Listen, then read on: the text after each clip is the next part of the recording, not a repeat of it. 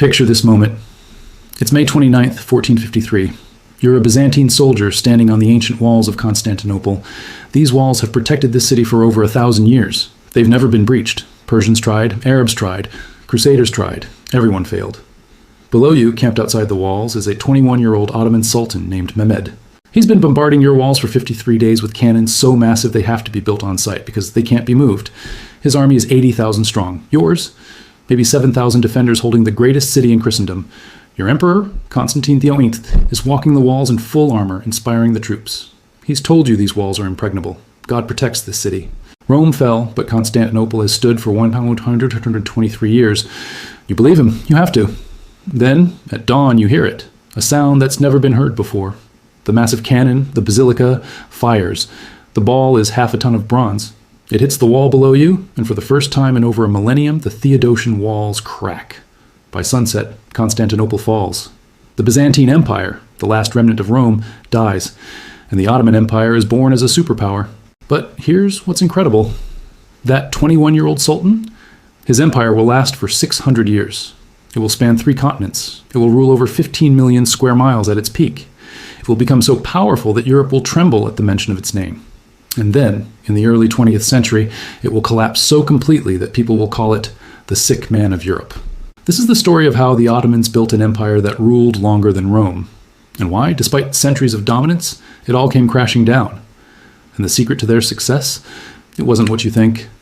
Before we dive into one of history's longest-lasting empires, if you're hungry for the real stories behind how civilizations rise and fall, the kind that actually explains our modern world, smash that subscribe button.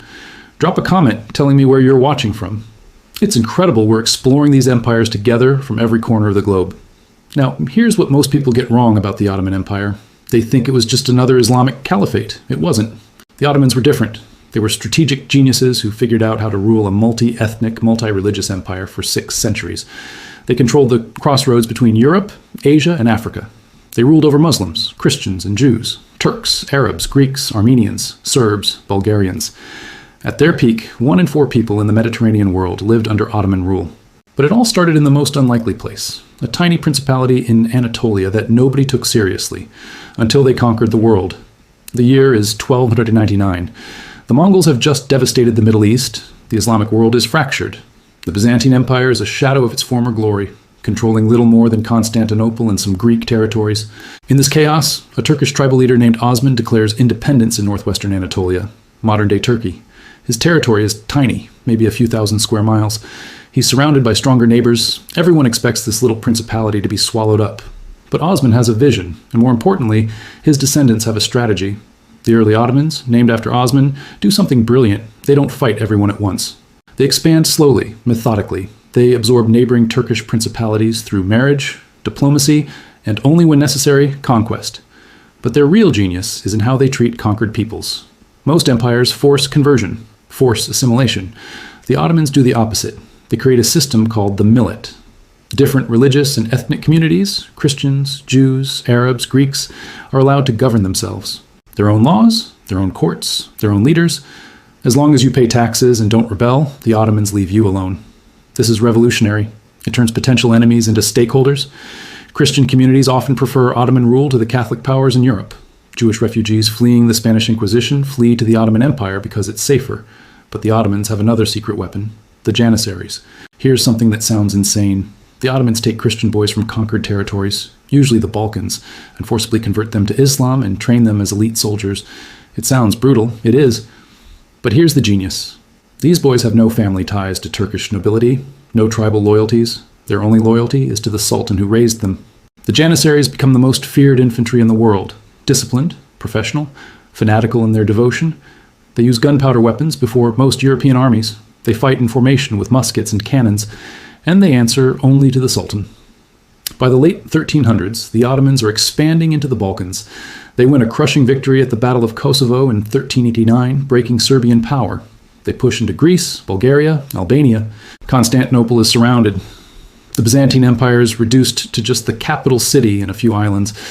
But taking Constantinople? That's a different challenge entirely. It would take 100 years and one obsessed 21-year-old to finally break those walls. Sultan Mehmed II becomes ruler in 1451 at age 19. He's educated, brilliant, and obsessed with one goal: conquering Constantinople. People think he's delusional. Those walls have stood for over 1,000 years. They're 40 feet high and 20 feet thick in places. The city sits on a peninsula protected by water on 3 sides. Mehmed doesn't care. He builds a massive fortress, Rumeli Hisara, on the Bosporus to cut off Constantinople's supply lines. He assembles the largest siege guns ever built, and in April 1453, he surrounds the city with 80,000 men. Inside, Emperor Constantine the White has maybe 7,000 defenders. He sends desperate pleas to Christian Europe for help. Almost no one comes. For 53 days, Mehmed bombards the walls. The Byzantines repair them at night. Mehmed tries to tunnel under them. The Byzantines dig counter-tunnels and collapse them. He tries a naval assault. The Byzantines block the Golden Horn with a massive chain. Mehmed's solution? He drags 70 ships overland across a hill and launches them behind the chain. It's logistically insane, but it works. On May 29, 1453, after a final massive assault, Ottoman forces breach the walls. Emperor Constantine XIII throws off his imperial regalia and dies fighting like a common soldier. His body is never found. Constantinople falls. Mehmed renames it Istanbul. The Byzantine Empire, 123 years old, dies. And the Ottoman Empire announces itself as the new superpower of the Mediterranean. But conquering the city was just the beginning.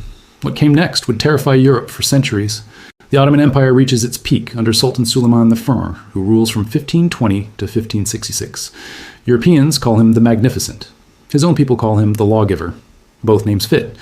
Under Suleiman, the Ottomans expand to their greatest extent. They conquer Hungary, push into Austria, control North Africa from Algeria to Egypt, dominate the Red Sea and Persian Gulf.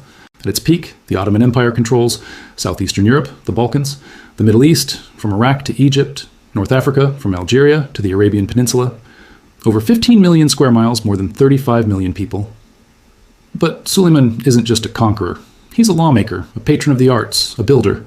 So how do you rule an empire this diverse? The Ottomans perfect a system that lasts for centuries.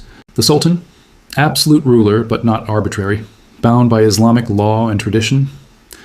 The Grand Vizier, the Sultan's chief minister, runs the day-to-day government. The Divan, imperial council of advisors, makes policy decisions. Provincial governors rule distant territories with significant autonomy. The millet system, religious communities govern themselves. Orthodox Christians have their own courts. Jews have theirs. Armenians have theirs. Taxes are relatively light compared to European kingdoms. Justice is generally fair. Trade flourishes. For the average person in the 16th century, life under Ottoman rule is often better than under European feudal lords. Suleiman transforms Istanbul into one of the world's great cities. The architect Mimar Sinan, considered the greatest Ottoman architect, builds masterpieces like the Süleymaniye Mosque, rivaling the Hagia Sophia in grandeur. The city becomes a cosmopolitan center. Greeks, Turks, Armenians, Jews, Arabs live side by side. Merchants from Venice and Genoa trade alongside caravans from Persia and India. The Ottoman court becomes legendary for its wealth and sophistication. Suleiman's personal income exceeds that of any European monarch. But here's what makes Suleiman remarkable. He's also a poet, writing under the pen name Muhibi. He's cultured, educated, and surrounds himself with artists, scholars, and architects. This is the Ottoman Golden Age. But at the peak of their power, the Ottomans make a decision that will haunt them for centuries. In 1571, 5 years after Suleiman's death, the Ottoman navy faces a combined Christian fleet at Lepanto in Greece. The Ottomans have dominated Mediterranean naval warfare for decades. They're confident. They lose, catastrophically. Over 200 Ottoman ships are destroyed or captured. Thousands of sailors die. The myth of Ottoman invincibility is shattered. The Ottomans rebuild their fleet within a year. They're still powerful. But the psychological damage is done. Europe realizes the Ottomans can be beaten. And there's another problem emerging, a problem the Ottomans don't fully recognize until it's too late. Remember the Janissaries? The elite slave soldiers who were loyal only to the Sultan? By the late 1500s, they've become a problem. They've gained political power. They've started demanding privileges. They marry and have children, passing Janissary status down as an inherited position. They're no longer the meritocratic elite. They're a hereditary military caste. And they resist any attempts at reform or modernization. When sultans try to reduce their power, the Janissaries rebel. They've deposed sultans. They've burned down parts of Istanbul. The Ottomans' greatest strength has become their greatest weakness. And this is just the beginning of the empire's problems.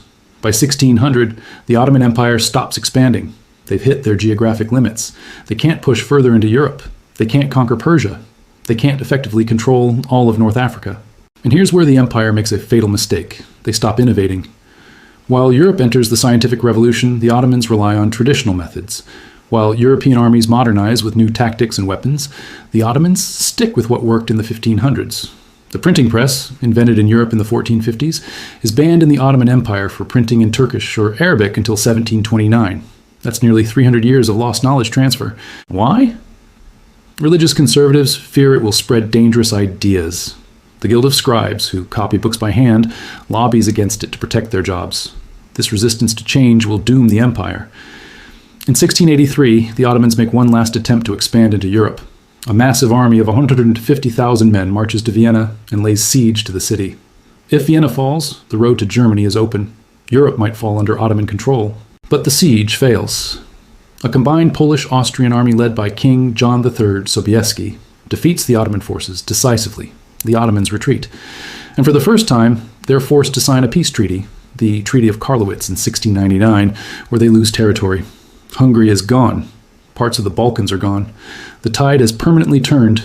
From this point on, the Ottomans aren't expanding. They're desperately trying not to shrink, and the vultures are circling.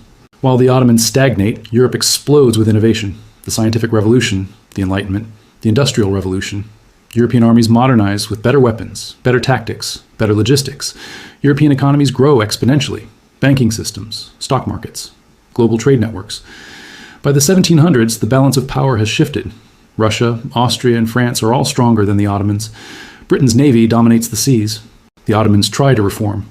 Sultan Selim III attempts to modernize the army in the 1790s. The Janissaries rebel and eventually depose him. Sultan Mahmud II tries again in the 1820s.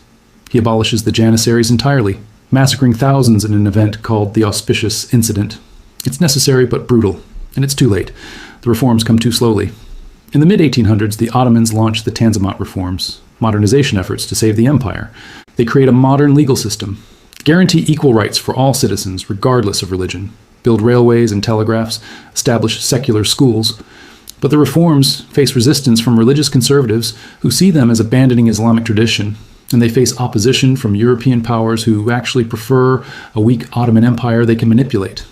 Meanwhile, nationalist movements are tearing the empire apart from within. Here's the problem with ruling a multi-ethnic empire in the age of nationalism. Everyone wants their own country. The Greeks revolt in the 1820s and win independence with European help. The Serbs revolt. The Bulgarians revolt. The Romanians revolt. In the Middle East, Arab nationalism begins to stir. The Ottomans try to hold it together, but they're fighting a losing battle. Every decade, they lose more territory. By 1900, the Ottoman Empire controls less than half of what it held in 1600. Europeans start calling it the sick man of Europe. And then comes the war that will kill the empire for good. In 1914, World War I breaks out. The Ottomans face a choice.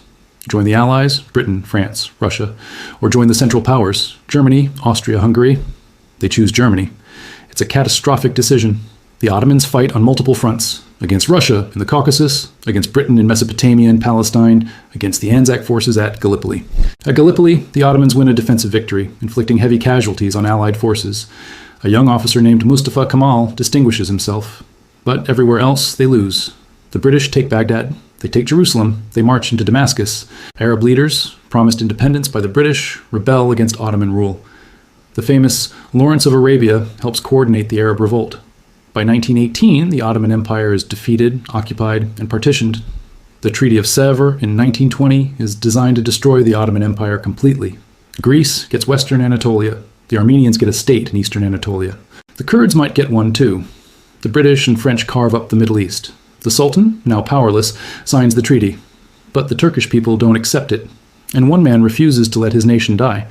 Mustafa Kemal, the hero of Gallipoli, refuses to accept the Treaty of Sèvres. He organizes a resistance movement in Anatolia. He rallies what's left of the Ottoman army. He inspires Turkish nationalism. He launches a war of independence against the occupying forces. Against all odds, he wins. The Turkish forces drive out the Greeks. They force the Allies to renegotiate. The Treaty of Lausanne in 1923 recognizes Turkish sovereignty over Anatolia. But Kemal doesn't want to restore the Ottoman Empire. He wants to build something new. In 1922, Mustafa Kemal abolishes the Ottoman Sultanate. The last Sultan, Mehmed VI, flees on a British warship. In 1924, Kemal abolishes the Caliphate itself. The last caliph is sent into exile. The Ottoman Empire, 600 years old, is officially dead. In its place, Kemal creates the Republic of Turkey. He becomes known as Ataturk, father of the Turks. He launches radical reforms, secularizes the state, abolishes Islamic law and adopts a European legal code, gives women the right to vote, replaces the Arabic script with Latin letters, bans the fez, and promotes Western dress. It's a total transformation. The Ottoman Empire dies. A modern, secular, nationalist Turkey is born. So why did the Ottomans fall? After 600 years of dominance, why did the Ottoman Empire collapse? It wasn't one reason. It was a perfect storm of factors. The Ottomans became conservative when Europe became revolutionary. They banned the printing press.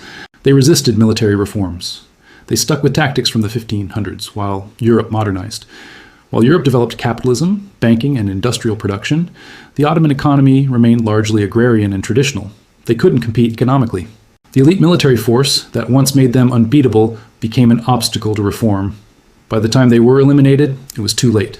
The millet system that had been a strength became a weakness. When nationalist ideas spread, every ethnic group wanted independence. You can't hold a multi-ethnic empire together in the age of nationalism. Russia, Austria, Britain, France, all wanted Ottoman territory. The empire spent its last centuries fighting defensive wars on multiple fronts. The final blow. Choosing the losing side in history's most destructive war up to that point sealed the empire's fate. But here's what's remarkable. The legacy survived. The Ottoman Empire ruled for 600 years, longer than Rome, longer than any Chinese dynasty, longer than any European colonial empire. At its peak, it was one of the most powerful, wealthy, and culturally sophisticated empires in the world. It gave us architectural marvels, legal systems, a model of multi-religious governance that, for its time, was remarkably tolerant. But it also shows us something important about empires. They don't last forever, no matter how powerful, no matter how long they endure. The moment you stop adapting, you start dying. The Ottomans stopped innovating. They resisted change, and the world passed them by, but their legacy lives on in the modern Middle East, in the Balkans, in Turkey itself. The borders, the ethnic conflicts, the political systems, all shaped by the Ottoman centuries. The empire is gone, but its ghost still shapes our world. If you want more deep dives into how empires rise and fall, the lessons that explain our modern world, subscribe and hit the bell. Drop a comment. Which empire should I cover next? The Mongols? The British? The Spanish? Until next time, remember, history isn't just about the past. It's about understanding why the present looks the way it does. And the Ottomans? They shaped more of our present than most people realize.